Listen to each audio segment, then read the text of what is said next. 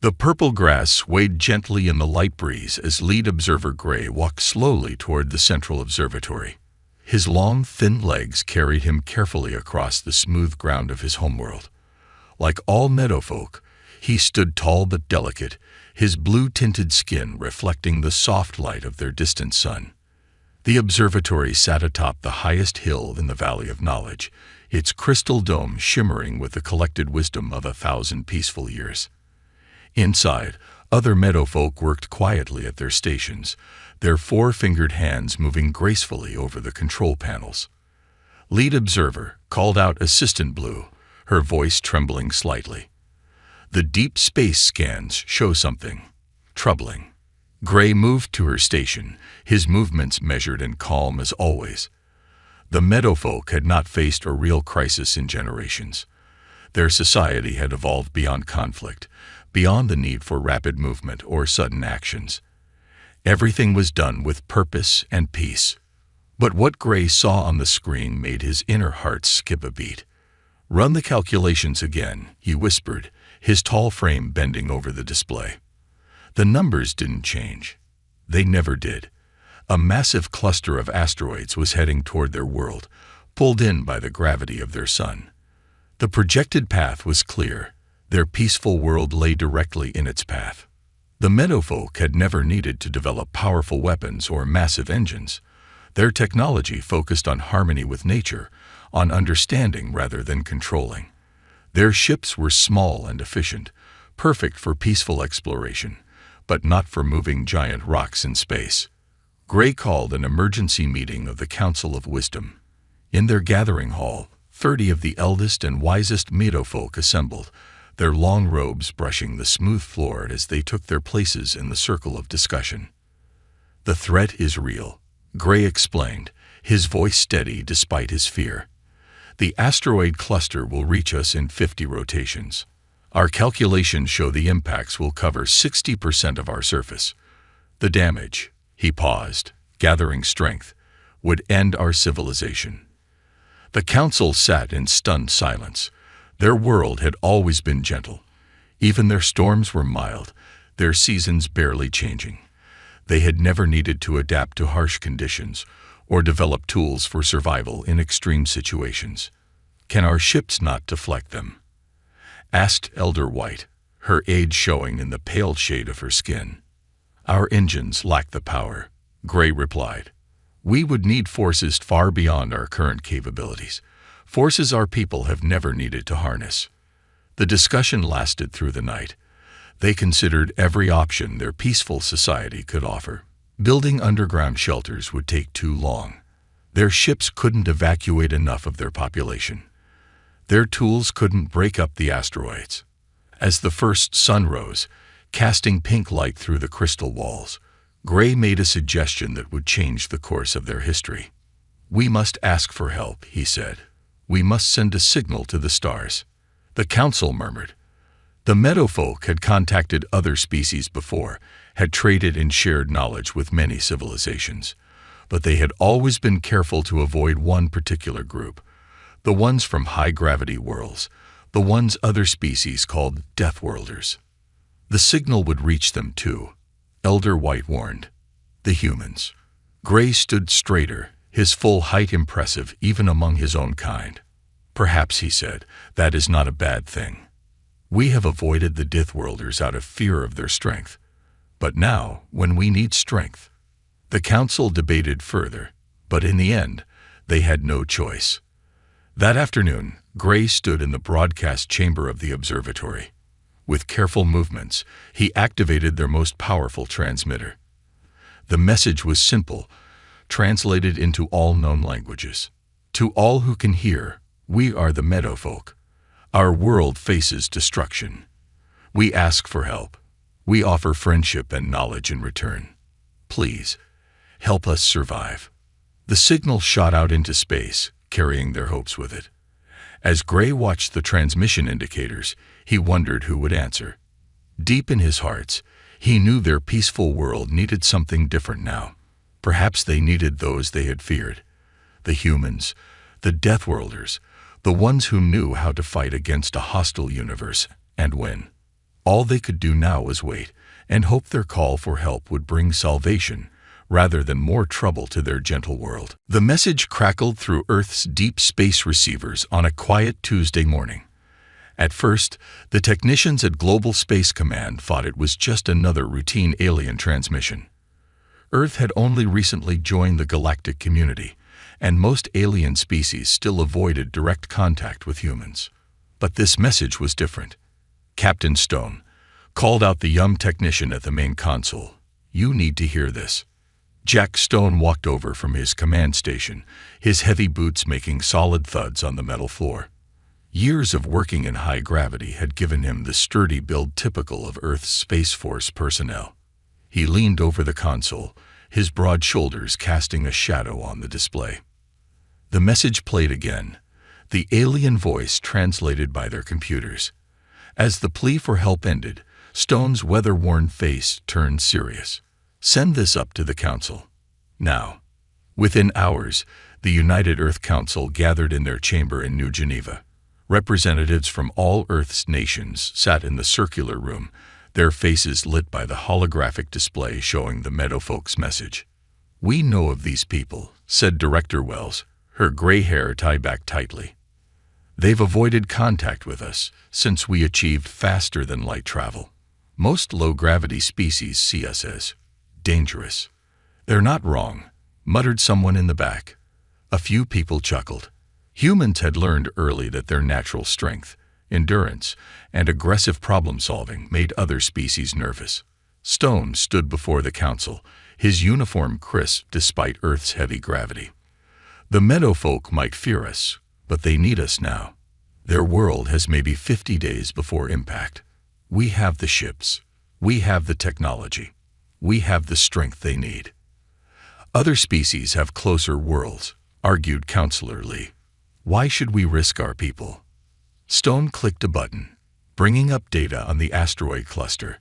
"Because those other species can't handle this kind of crisis. Look at the size of these rocks. Look at the forces needed to deflect them. This is the kind of problem humans are built to solve." The debate went on for hours. Some worried about frightening the Meadowfolk. Others feared it might be a trap. But in the end, Earth's own history of disasters made the decision clear. They knew what it meant to face extinction. They knew what it meant to need help.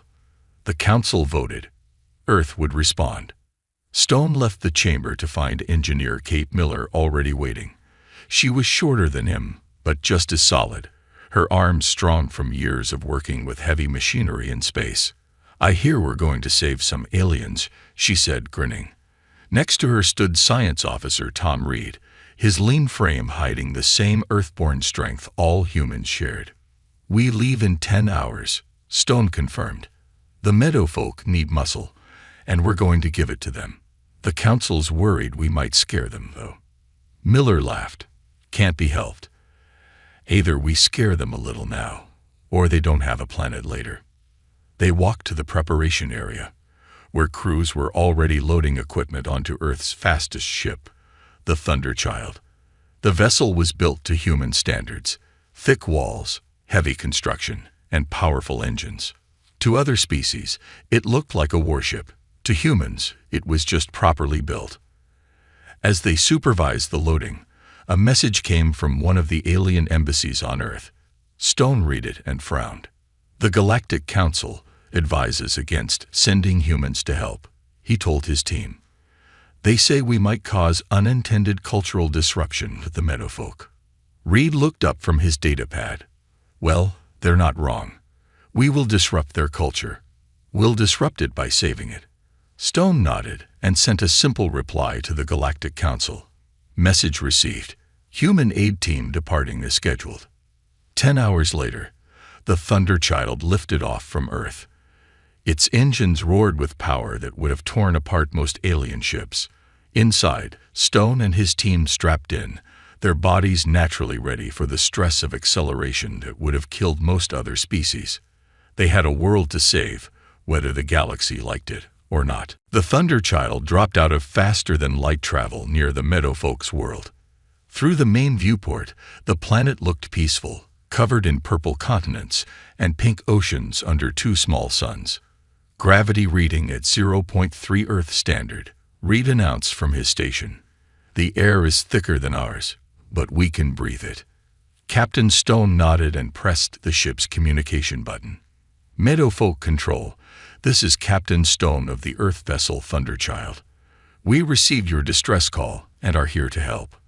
The response came quickly, though the voice sounded nervous. Earth vessel, this is Lead Observer Gray.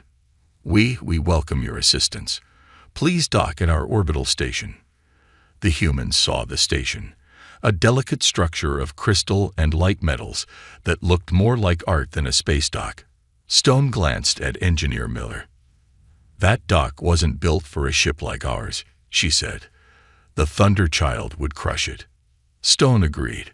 Meadowfolk Control, we'll need to use our shuttle. Our main ship is too heavy for your dock.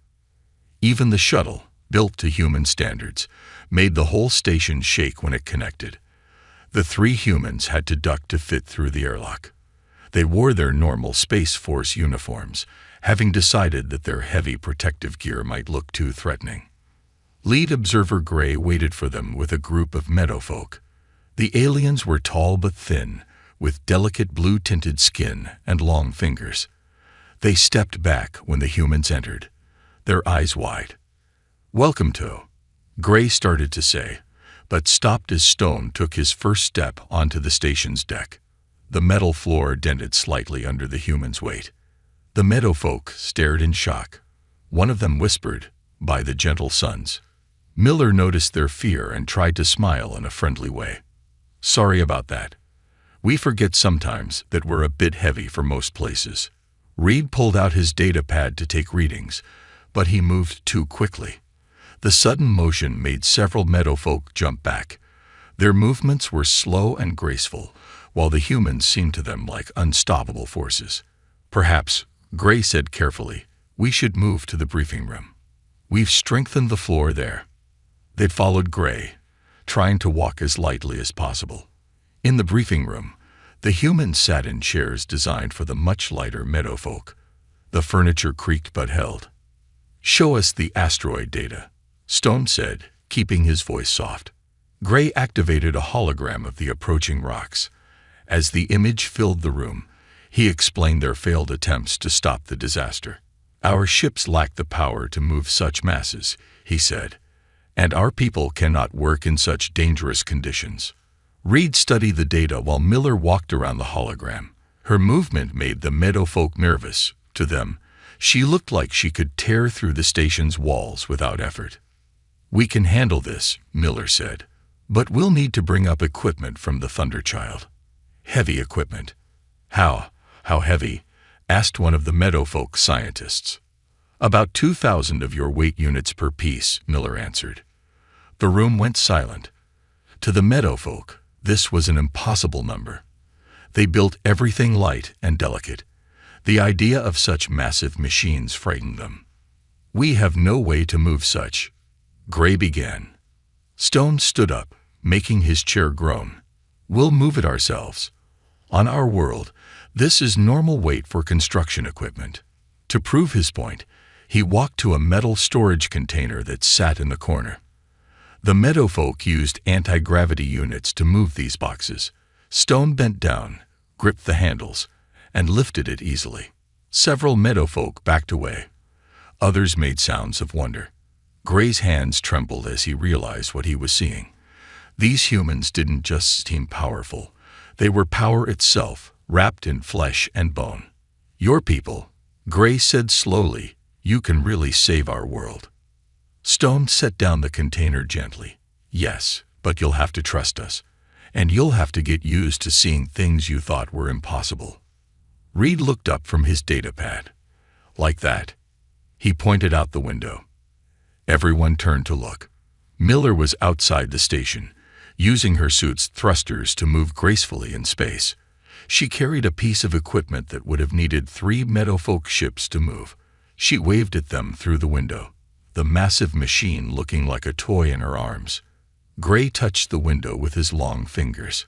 "Perhaps," he said, his voice full of new hope, The universe sent us exactly the kind of help we needed. Reed's face grew darker as he studied the new sensor data. The Thunderchild's powerful scanning equipment showed things the Meadowfolk's gentle technology had missed.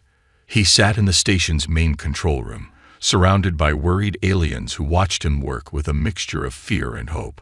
"Captain," he called through his communicator, "we have a problem." Stone and Miller stopped their equipment setup in the cargo bay. They had spent the last 6 hours moving heavy machinery that made the station's floor plates bend. "What kind of problem?" Stone asked. "The kind that makes our original plan look like a child's game," Reed replied. "Sir, you need to see this." 10 minutes later, Stone stood with Miller and Gray, watching as Reed explained the new data. The hologram showed not just the asteroid cluster, but a vast field of debris trailing behind it.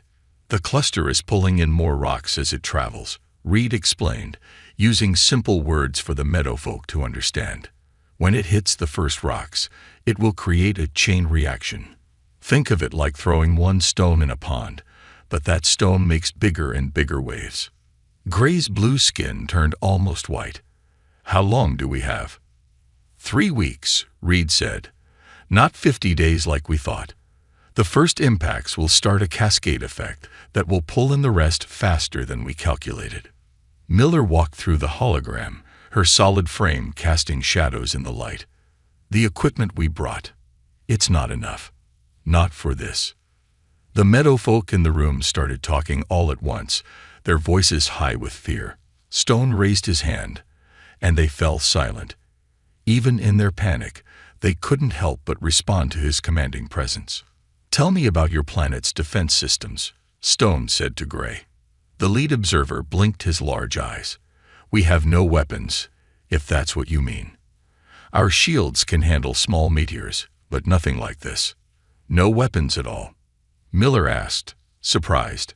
She had grown up on Earth, where every space station had defense systems built in. "We haven't needed them," Gray explained. "Our world has been peaceful for thousands of years."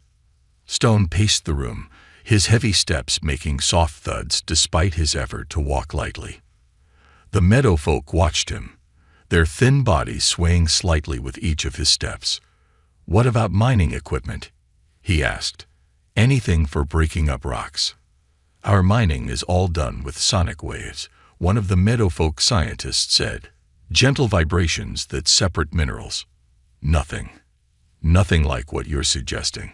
Reed projected a new image, a simulation of what would happen. The first asteroids would hit the outer atmosphere in 20 days. The impacts would throw up more debris, which would pull in the trailing field faster. Within hours, the cascade would begin. The planet's pink oceans would boil. The purple fields would burn. "Sir," Miller said quietly to Stone, "we need more ships, more equipment." Stone shook his head. "No time. Earth is too far away. We have 3 weeks with what we have right now." The humans looked at each other, sharing the same thought. They could leave. The Thunderchild could carry them safely away. But that wasn't what humans did. "Gray," Stone said, turning to the lead observer, "we need to teach your people how to work in space. Real space work, not just observation. Can your people learn quickly?" Gray straightened his thin frame. "We are fast learners, Captain. But the conditions you work in, the weights you lift, the speeds you move at, these things are beyond our physical abilities." "Then we'll find a way to work with what you can do," Miller said. She pulled out her tablet and started drawing. "If we can't match our strength to your tools, we'll build new tools that work for both of us." Stone nodded. "Reed, start training their scientists on our sensor equipment. Miller, begin modifying our gear to work in their gravity. I'll coordinate with the Thunderchild to map out debris trajectories." As the humans moved into action, the Meadowfolk watched in amazement. Where they saw impossible odds, these Deathworlders saw problems to solve. Where they felt helpless, these strange, strong creatures saw opportunities. They had 3 weeks to save a world. The countdown had begun. The next 5 days passed in a blur of activity.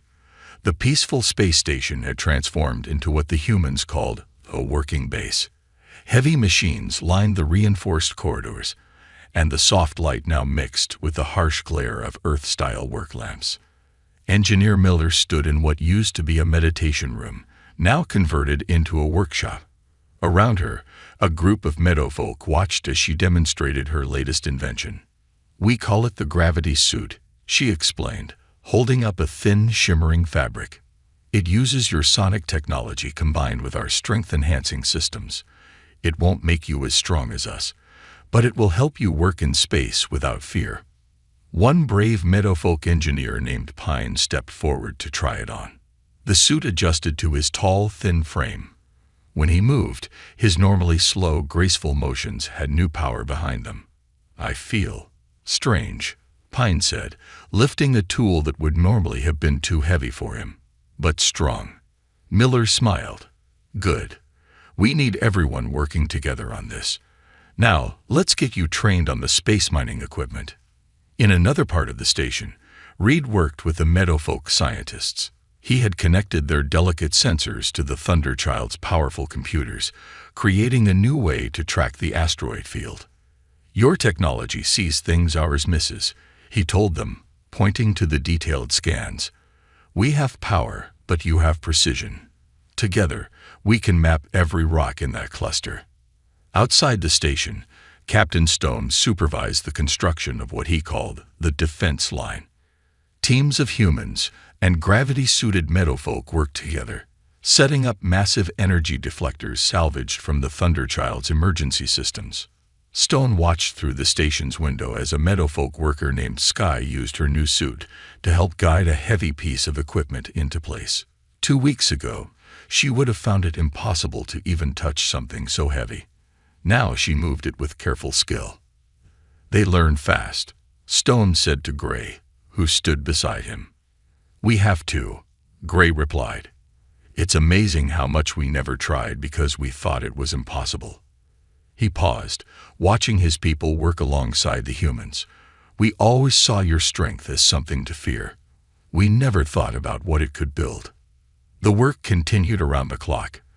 The humans taught the meadowfolk how to handle heavy tools, while the meadowfolk showed the humans how to use their sonic technology with incredible precision. Together, they created new ways to work that neither species had thought of before. Miller's workshop produced more inventions. She combined meadowfolk crystal technology with human power systems to create better spacesuits. Reed and his team developed new scanning methods that could predict where the asteroids would go with perfect accuracy. But it wasn't all smooth progress. Sometimes, the meadowfolk's natural caution clashed with human speed. During one construction project, a meadowfolk worker named Leaf got scared and froze while moving a heavy beam in space. Stone himself went out to help, his voice calm in the radio as he talked Leaf through her fear. "That's it," he encouraged her. "Slow is okay. Steady is okay. Just keep moving forward." The humans learned, too. They discovered that sometimes the meadowfolk's careful, gentle approach worked better than brute force. Miller started calling it the light touch, finding ways to solve problems without always using maximum power. 15 days before impact, they finished the defense line. A ring of energy deflectors circled the planet, ready to push away the smaller asteroids. Teams of humans and meadowfolk had practiced working together to operate the equipment.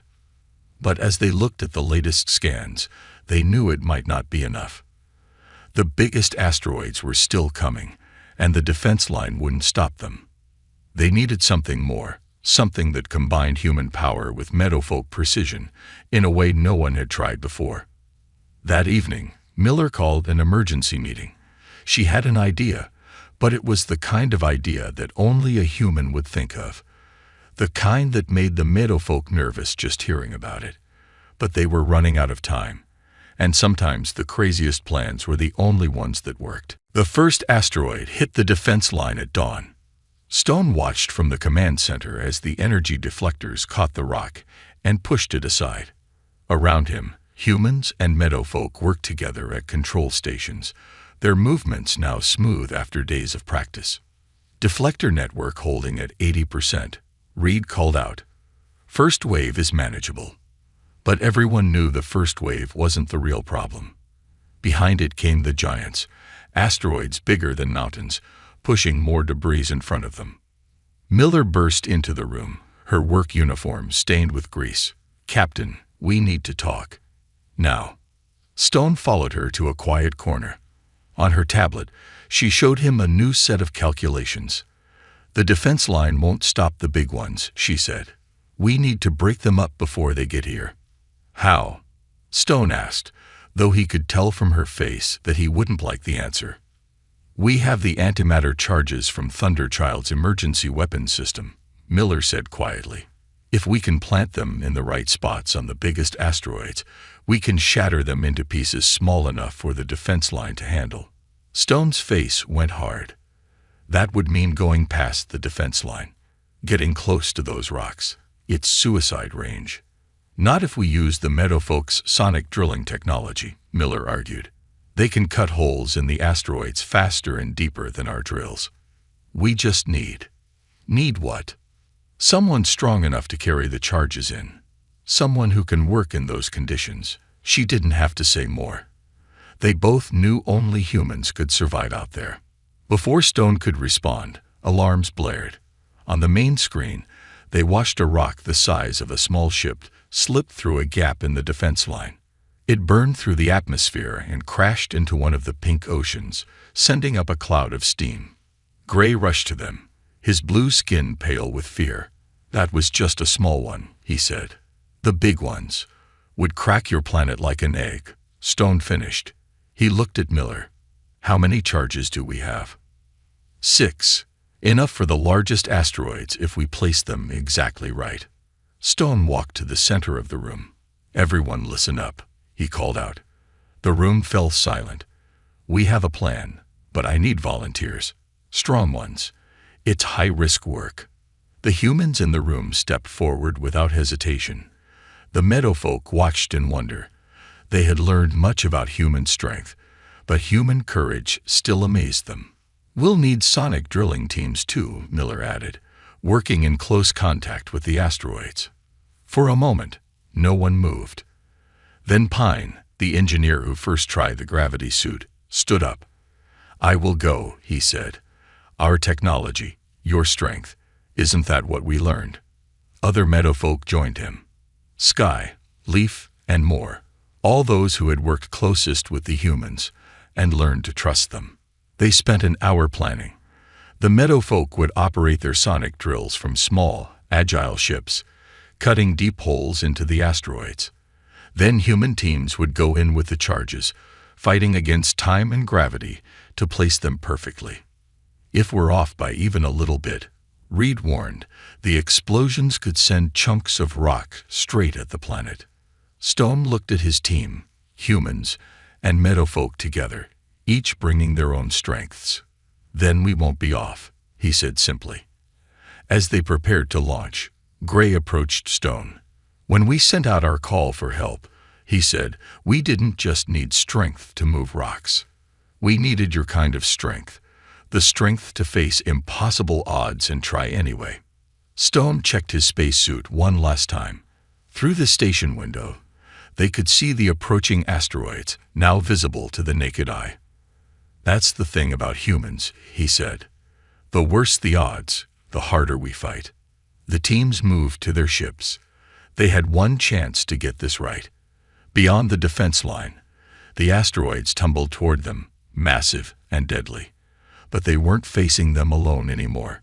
Human strength and Meadowfolk precision would work together, or the gentle world below them would end. Space lit up like a new sun as the first antimatter charge exploded. The largest asteroid split apart, its pieces flying outward exactly as planned.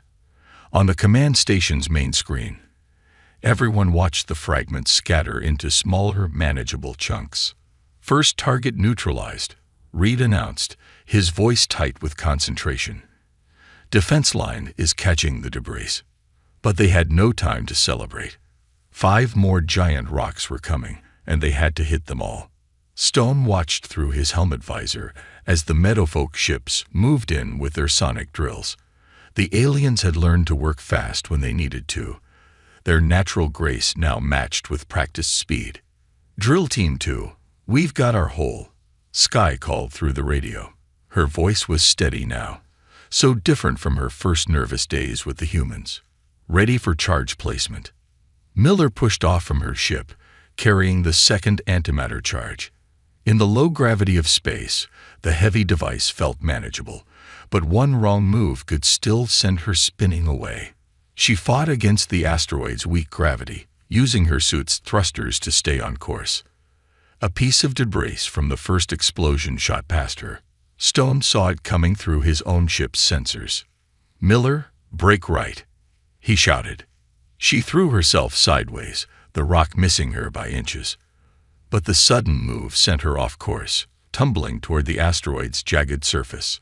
Without hesitation, Pine's ship swooped in. Using the precision controls the Meadowfolk were famous for, he matched her spin exactly.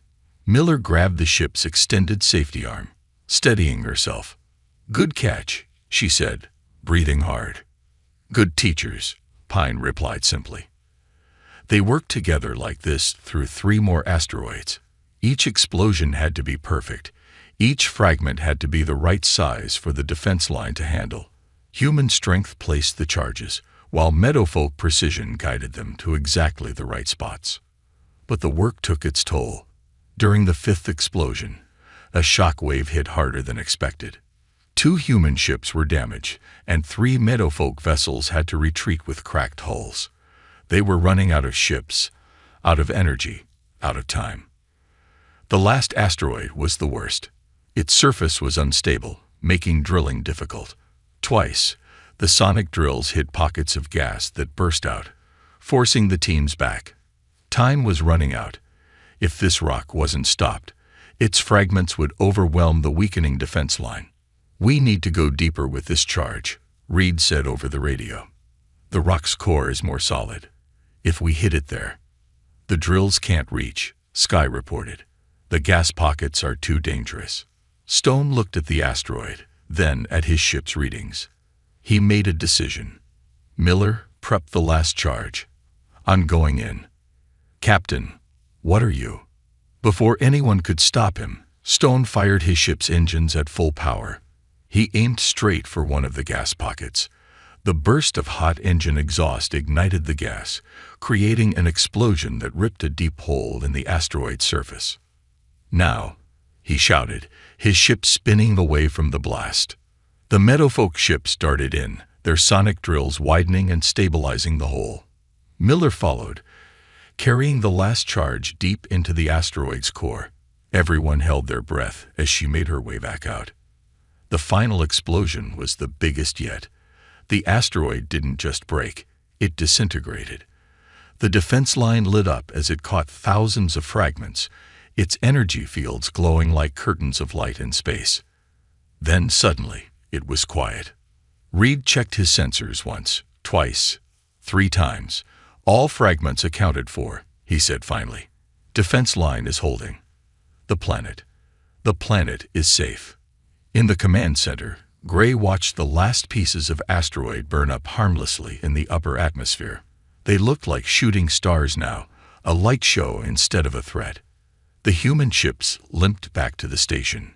Many were damaged, their hulls scarred from debris and radiation. The crews were exhausted. Humans and Meadowfolk alike had pushed themselves beyond their normal limits. But they had done it, together. 6 months later, the Meadowfolk's world had changed. The defense line stayed up, now maintained by crews of both species working together. The station had become a training center, where other alien races came to learn what the Meadowfolk now called balanced strength, the combination of human power and alien precision. Stone stood with Gray in the new observation dome, watching ships from both their worlds practice space construction together. "The Galactic Council sent another message," Gray said. "They're still concerned about our cultural contamination from working with humans." "And what did you tell them?" "That some cultures need to be contaminated with courage. with the willingness to do impossible things. Gray turned to stone. We didn't just call for help that day. We called for change, and we got both.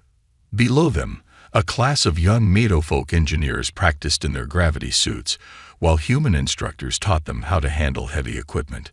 They moved with their natural grace, but also with new confidence, no longer afraid of showing strength.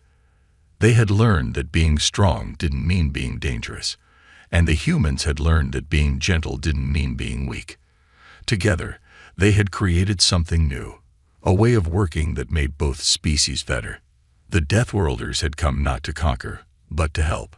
And in helping, they had changed the galaxy's view of what strength really meant.